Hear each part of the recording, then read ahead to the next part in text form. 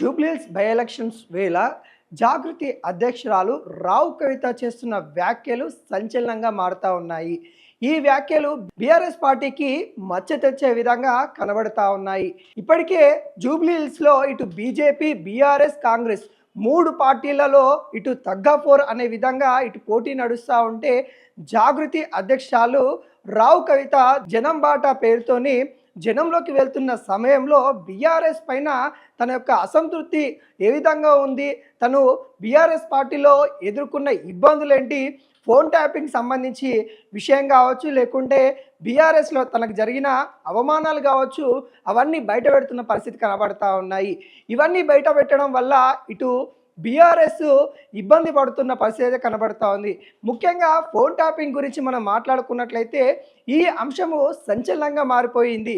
ఇప్పటికే కుటుంబాల మధ్య చిచ్చు పెట్టింది ఫోన్ ట్యాపింగ్ అని, విభేదాలు తీసుకొచ్చింది, విడాకుల సైతం తీసుకునే విధంగా ఫోన్ ట్యాపింగ్ కేసు జరిగిందన్నట్టుగా ఇటు తెలుస్తూ ఉన్నది. అంటే ఫోన్ ట్యాపింగ్ ఈ విధంగా జరిగింది అన్నట్టుగా ఇటు బీఆర్ఎస్ నేతలపైనే అనేక విమర్శలు వస్తున్న ఈ సమయంలో మరోసారి రావు కవిత చేసిన వ్యాఖ్యలు ఏవైతే ఉంటాయో సంచలనంగా మారే అన్నట్టు కూడా తెలుస్తూ ఉంది.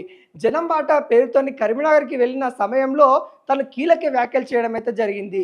తన భర్త గారు అంటే అనిల్ గారు సంబంధించిన ఫోన్ కూడా ట్యాప్ చేశారు అనే విధంగా తన వ్యాఖ్యలు చేశారు. ఆ సమయంలో తను చాలా ఇబ్బందిగా ఫేస్ అయ్యాను, సొంత బావ అయిన అనిల్ గారి ఫోన్ కూడా ట్యాప్ చేశారు అనే విధంగా కల్వకుంట్ల కవిత కొద్దిగా బాధపడ్డ పరిస్థితి కనబడతా ఉంది.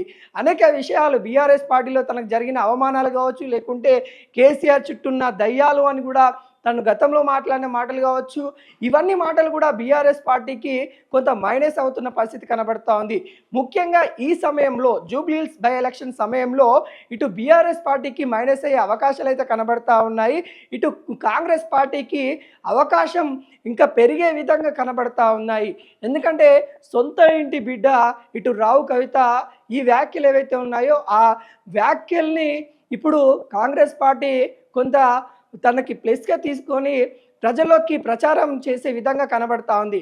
ఇప్పటికే సీఎం రేవంత్ రెడ్డి రావు కవితను ఉద్దేశించి అనేక వ్యాఖ్యలు చేయడం అయితే జరిగింది. పాపం ఆడబిడ్డనని కూడా చూడలేదు, బయటికి పంపించారు, అనేక నిందలు వేశారు, కోట్లు కోట్లు సంపాదించారు తన పేరు చెప్పి, పేరు ఒకరిది అక్కడ బదనం ఒకరయ్యారు, పైసలు ఒకరు తిన్నారన్న విధంగా ఇటు బీఆర్ఎస్ పార్టీ పైన తను విమర్శలు చేశారు.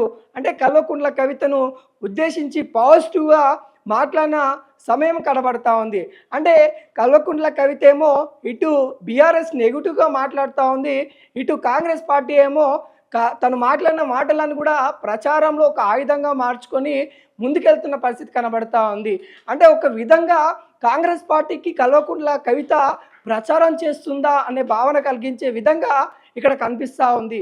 ఇప్పటికే జూబ్లీహిల్స్ ప్రజలు కూడా కొంత కవిత పైన అసంతృప్తితో ఉన్నప్పటికి కూడా తను మాట్లాడే మాటలు కొంత నిజమే అనే విధంగా భావిస్తున్నట్టు కూడా తెలుస్తూ ఉన్నాయి.